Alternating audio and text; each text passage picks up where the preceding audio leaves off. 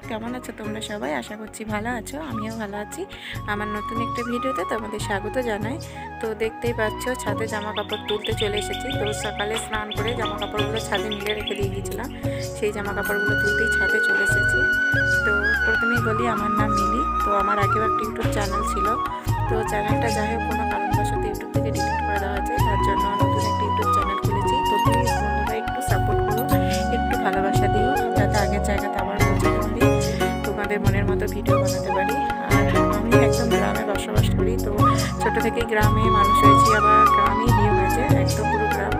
তো তোমরা আমার ভিডিওতে গ্রামের লাইফস্টাইল দেখতে পাবে। আমার ভিডিওগুলো ভালো লাগবে অবশ্যই আমার চ্যানেলটিকে সাবস্ক্রাইব করো আর আমার পাশে থেকো। টাটা।